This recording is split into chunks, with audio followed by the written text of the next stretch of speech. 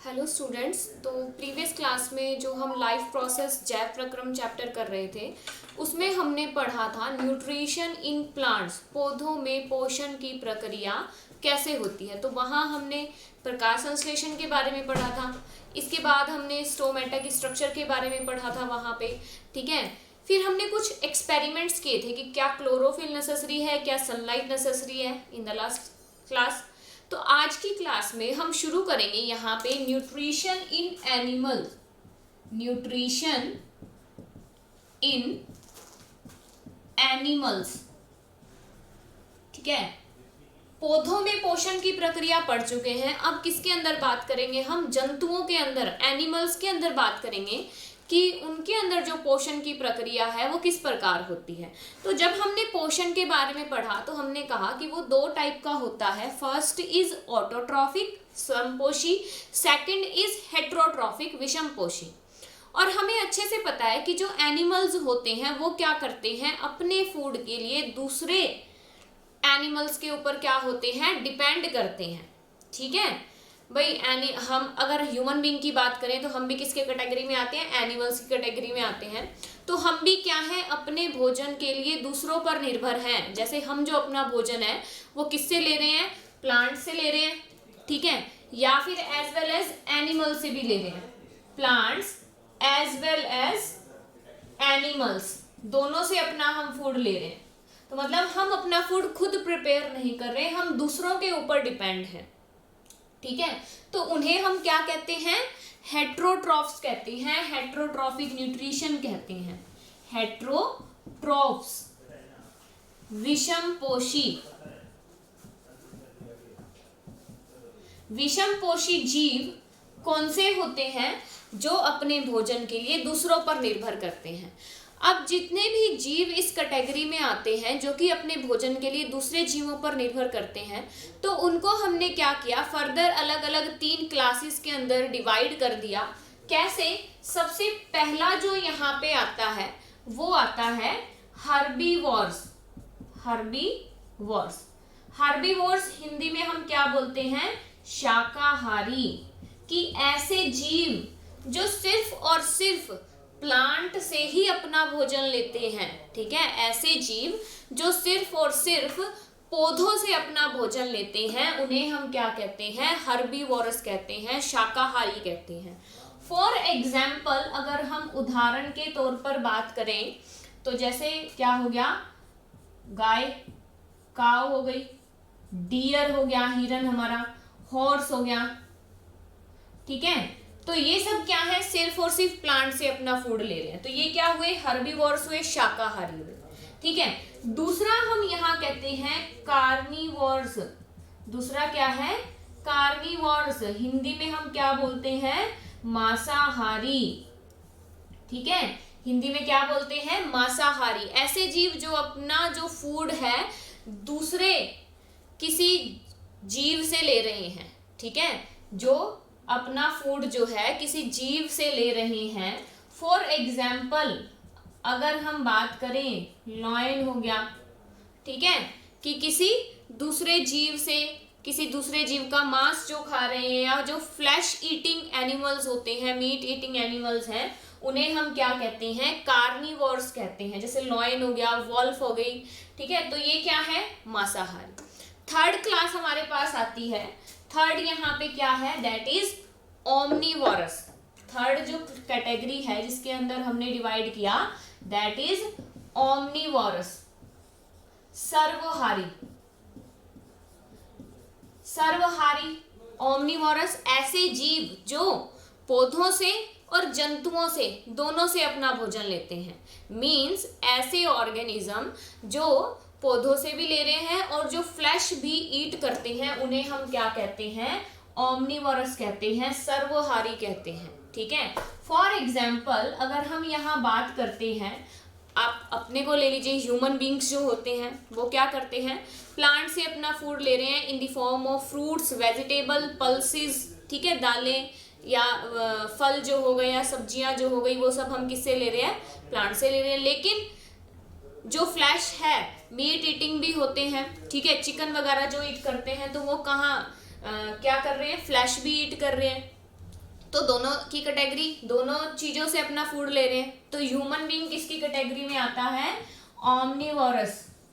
Human being किसकी category में आता है? ऑमनीवोरस, या आप कैट कह सकते हैं, डॉग कह सकते हैं, जो दोनों से ही अपना फूड लेते हैं। ठीक है, तो on the basis of nutrition, पोषण के आधार पर हम जीवों को 3 अलग अलग भागों में वर्गीकृत करते हैं, या 3 अलग अलग पार्ट्स के अंदर डिवाइड कर देते हैं।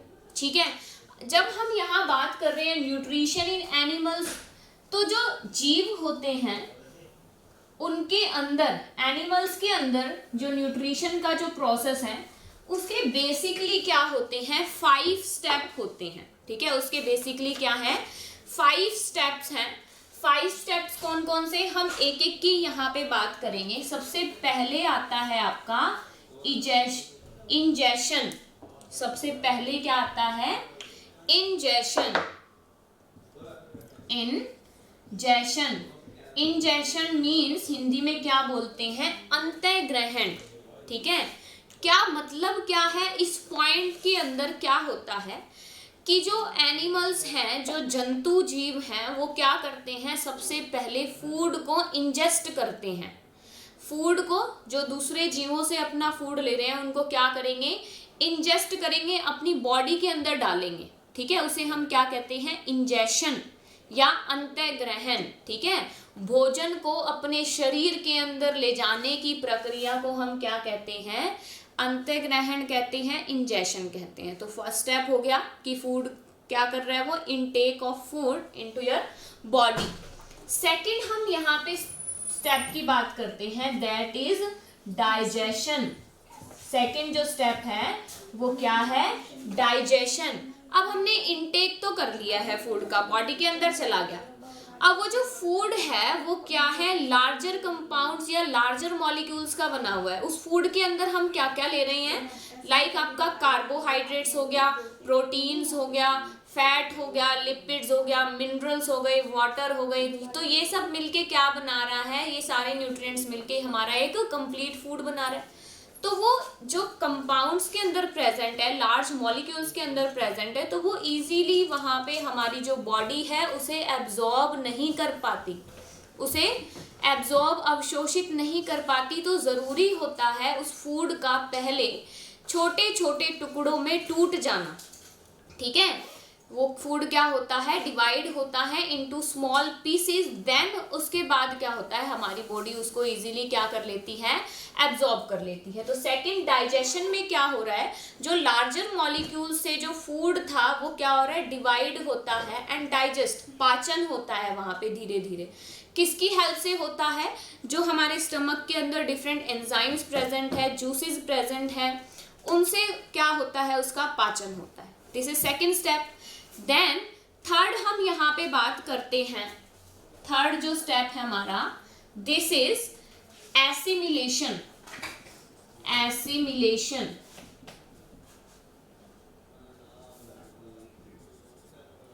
जिसे हम बोलते हैं हिंदी में, सॉरी, एब्जॉर्प्शन, अवशोषित होना। Fourth step is assimilation, absorption, अवशोषित होना।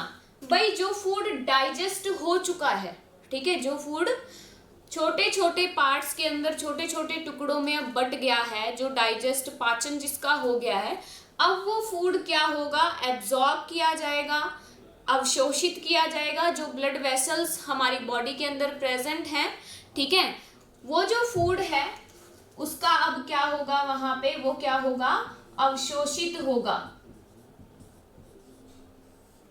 ठीक है, एब्जॉर्ब किया जाएगा वाया ब्लड वेसल। जो रुधिर वाहिकाएं हमारे शरीर में प्रेजेंट है वो क्या करेगी? उसको अपने अंदर अवशोषित करेगी।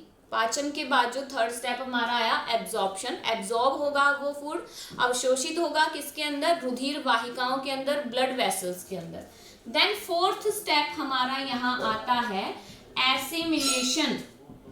एसिमिलेशन, अनावरण। क्या होगा यहाँ पे कि वो जो फूड अब एब्जॉर्ब हो चुका है, अवशोषित हो चुका है ब्लड वेसल्स के अंदर, अब ब्लड क्या करेगा? उस फूड को कहाँ पहुँचाएगा? In the form of energy, ऊर्जा के रूप में हर एक सेल तक, हमारे शरीर के हर एक कोशिका तक उसको पहुँचाएगा। तो with the help of blood, रुधिर की सहायता से, रक्त की सहायता से, वो जो पाचित भोजन है, वो जो एब्जॉर्ब फूड है या डाइजेस्टेड फूड है, in the form of energy, ऊर्जा के रूप में हमारे पूरे शरीर के पास पहुंचेगा या हमारे शरीर की हर एक कोशिका तक, हर एक सेल तक वो जाएगा। ठीक है, तो फोर्थ स्टेप हमारा क्या हो गया? Assimilation. Then fifth last step is egestion. Egestion मतलब अब वो जो फूड एब्जॉर्ब हो चुका था, डाइजेस्ट होने के बाद, एब्जॉर्ब होने के बाद हमारी पूरी बॉडी के पास पहुंच चुका था, इसके बाद जो कुछ अनडाइजेस्टेड फूड बच गया, भोजन का वो हिस्सा जो पाचित नहीं हुआ, वो जो हिस्सा है वो शरीर से बाहर निकल जाना क्या कहलाता है? इजेशन कहलाता है। ठीक है, जो अनडाइजेस्टेड फूड रह गया हमारी बॉडी में, वो क्या होगा? बॉडी से बाहर निकलेगा।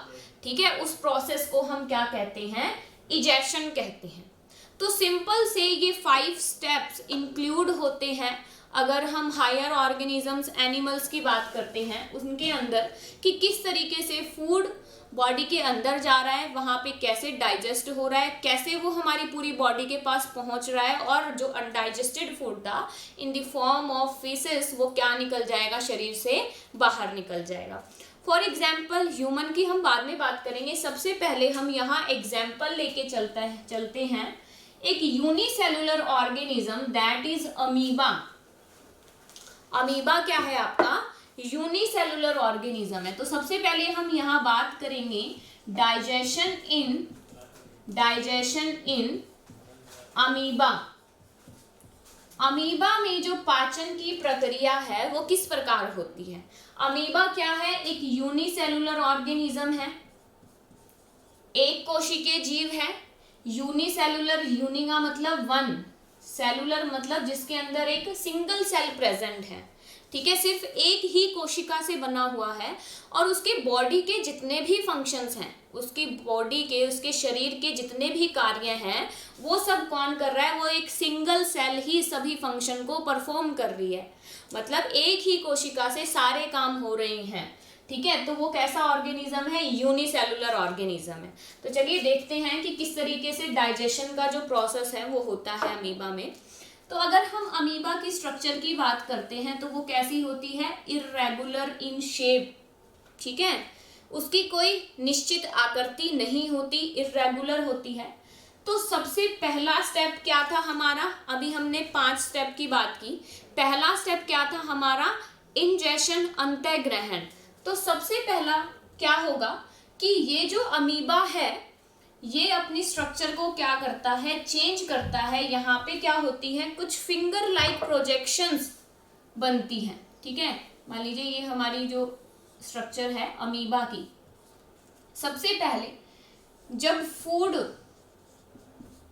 किसके पास आएगा? अमीबा की बॉडी के पास आएगा, तो ये क्या करती है? इस तरीके से फिंगर लाइक स्ट्रक्चर बनाती है, फिंगर लाइक प्रोजेक्शन बनाती है उस फूड को कैच करने के लिए।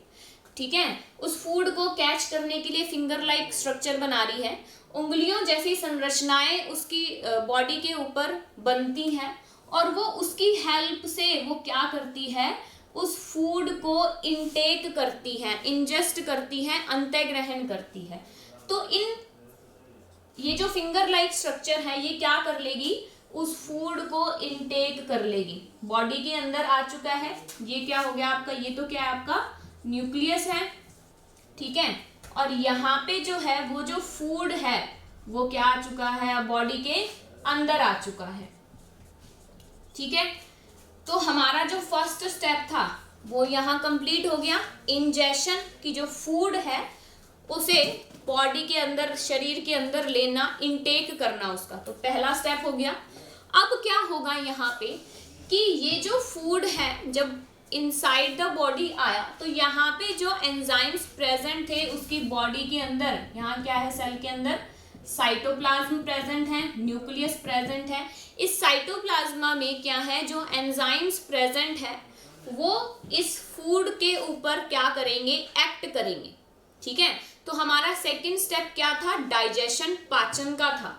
ठीक है, तो अब यहाँ पे क्या होगा, सेकंड स्टेप होगा डाइजेशन, पाचन होगा कि यहाँ पे जो एंजाइम प्रेजेंट थे वो कहाँ आएंगे, इस फूड के ऊपर आएंगे और अपना जो वर्क है वो क्या करेंगे, शुरू करेंगे। ठीक है, तो उन एंजाइम्स की हेल्प से ये जो फूड है क्या हो जाएगा, डाइजेस्टेड हो जाएगा, पाचित हो जाएगा। तो हमारा यहाँ पे सेकंड स्टेप भी कंप्लीट हो गया डाइजेशन का। नेक्स्ट स्टेप पे चलते हैं। नेक्स्ट स्टेप क्या था हमारा, एब्जॉर्प्शन। ठीक है, क्या था हमारा नेक्स्ट स्टेप, एब्जॉर्प्शन था। ये क्या था, इसका न्यूक्लियस था। ठीक है, अब ये जो यहाँ पे डाइजेस्टेड फूड था ये क्या होगा, विरिंदा सेल, पूरी सेल के अंदर क्या होगा, एब्जॉर्ब हो जाएगा। ठीक है, सेल उसको क्या कर लेगी, वहां पे एब्जॉर्ब कर लेगी। उसके अंदर जितना भी कोशिका द्रव्य है, साइटोप्लाज्मा है, वो क्या करेगा, उसे एब्जॉर्ब करेगा, अवशोषित करेगा, क्योंकि वो क्या हो चुका है, पाचित हो चुका है। ठीक है, तो यहाँ पे हमारा जो है थर्ड स्टेप कंप्लीट हो जाता है। थर्ड स्टेप की हमने क्या कहा था, हमने किसकी बात की थी, एब्जॉर्प्शन की बात की थी, अवशोषित होने की बात की थी। तो यहाँ पे एंजाइम्स ने उसको पाचित किया और उसके बाद वो जो भोजन था वो क्या हो गया, अवशोषित कर लिया गया वाया कोशिका। जो वहां पे कोशिका द्रव्य है उसने उसको क्या कर लिया, अवशोषित कर लिया। ठीक है, ये हमारा थर्ड स्टेप हो गया। इसके बाद अब हमारा जो नेक्स्ट स्टेप है वो क्या होगा, एसिमिलेशन, अनावरण। वो जो फूड है वो पूरी सेल के अंदर, क्योंकि अवशोषित होने के बाद वो कहाँ चला जाएगा, पूरी कोशिका के अंदर पहुंच जाएगा। तो यहाँ पे जो है हमारा फोर्थ स्टेप कंप्लीट होगा, उसका क्या होगा, एसिमिलेशन होगा।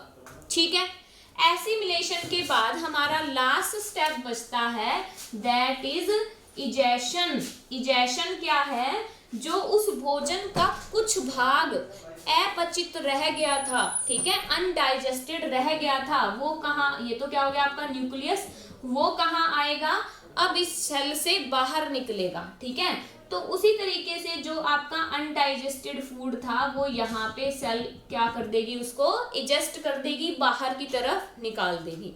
तो हो गई यहाँ पे हमारा फिफ्थ स्टेप भी कंप्लीट। तो हमने क्या कहा था, अगर हम एनिमल्स की बात करते हैं तो उसमें जो डाइजेशन का प्रोसेस है वो क्या होता है, 5 मेन स्टेप से होता है। दोबारा से रिपीट करते हैं, देखिए। सबसे पहले हम यूनिसेलुलर ऑर्गेनिज्म की बात कर रहे हैं। यूनिसेलुलर ऑर्गेनिज्म के अंदर आप एग्जांपल ले सकते हैं अमीबा का, आप एग्जांपल ले सकते हैं पैरामीशियम का, यूनिसेलुलर ऑर्गेनिजम्स होते हैं। ठीक है, तो देखिए सबसे पहले जब वो भोजन अमीबा के पास आता है तो अमीबा क्या करती है, फिंगर लाइक प्रोजेक्शंस बनाती है, उंगलियों जैसी संरचनाएं बनाती है उस फूड को कैच करने के लिए, अपने बॉडी के अंदर लाने के लिए। तो जैसे ही उसने उंगलियों जैसी संरचनाएं बनाई तो उसने फूड को इनटेक कर लिया। फर्स्ट स्टेप हो गया इंजेशन, अंतःग्रहण, की उसने फूड को बॉडी के अंदर ले लिया। ठीक है, फिर उसके बाद सेकेंड स्टेप की हमने बात की थी डाइजेशन। वो जो फूड अंदर आया है अब वो क्या होगा, डाइजेस्ट होगा, धीरे धीरे पचेगा, किसकी हेल्प से, एंजाइम्स की हेल्प से। तो उस कोशिका द्रव्य में, उस अमीबा जो एक कोशिकीय जीव है उसके कोशिका द्रव्य में जो एंजाइम थे वो क्या करेंगे, उस फूड के पास जाएंगे। ठीक है, फूड वैक्यूल के ऊपर जाएंगे, रिक्तिका के ऊपर, और उसके ऊपर एक्ट करना, काम करना शुरू कर देंगे। अब इन एंजाइम की सहायता से वो जो भोजन है वो क्या होगा, धीरे धीरे छोटे छोटे टुकड़ों में बट जाएगा। ठीक है, तो उसका डाइजेशन हो गया, पच गया, सेकंड स्टेप कंप्लीट हो गया हमारा। नेक्स्ट थर्ड स्टेप की हम बात करते हैं, दैट इज एब्जॉर्प्शन। अब वो जो फूड यहाँ पे पाचित हो गया था अब वो क्या होगा, अवशोषित होगा। ठीक है, अब वो क्या होगा, अवशोषित होगा, एब्जॉर्ब होगा।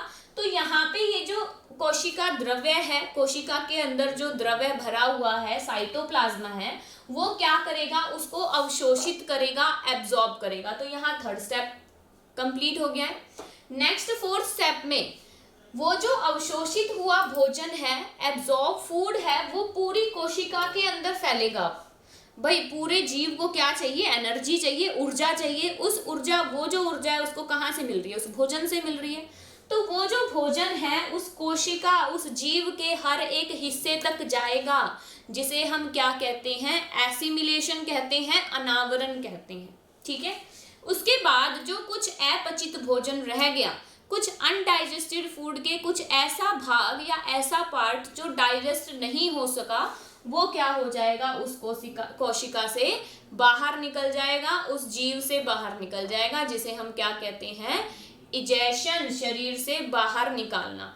तो ये मेन 5 स्टेप होते हैं किसके लिए? न्यूट्रिशन के। किसके अंदर? एनिमल्स के अंदर, जिसे हम कहते हैं डाइजेशन। ठीक है। ये तो हो गई यूनिसेलुलर की बात। अगर हम कुछ ऐसे जीव की बात करें जो कि क्या है? मल्टी सेलुलर है, बहुकोशिकीय जीव है। फॉर एग्जाम्पल अगर हम ह्यूमन बीइंग की बात करते हैं, या कुछ अदर ऑर्गेनिज्म जैसे फ्रॉग हो गया, उसमें भी डाइजेस्टिव सिस्टम प्रेजेंट होता है। ठीक है। तो जो बहुकोशिकीय जीव होते हैं, जो मल्टी सेलुलर ऑर्गेनिज्म है, उनकी शरीर के अंदर, उनकी बॉडी के अंदर क्या होता है? एक कंप्लीट सिस्टम होता है। ठीक है। जिसे हम क्या कहते हैं? Digestive system. एक पूरा का पूरा पाचन तंत्र होता है, जिसकी सहायता से वो जो भोजन है वो क्या होता है? वहां पे पाचित होता है, डाइजेस्ट होता है। ठीक है। तो आज की क्लास में तो हम इतना ही करेंगे। नेक्स्ट क्लास में हम बात करेंगे डाइजेशन इन हायर ऑर्गेनिजम्स या मल्टी सेलुलर ऑर्गेनिज्म, जिसके अंदर हम एग्जाम्पल लेके चलेंगे ह्यूमन बीइंग का। तो वहां पे हम डाइजेस्टिव सिस्टम की बात करेंगे, पाचन तंत्र की बात करेंगे कि मनुष्य में, ह्यूमन बीइंग के अंदर भोजन का पाचन किस प्रकार से होता है। तो तब तक आप यहीं तक पढ़ें और अपनी क्वेरीज लीजिए। Thank you and have a nice day.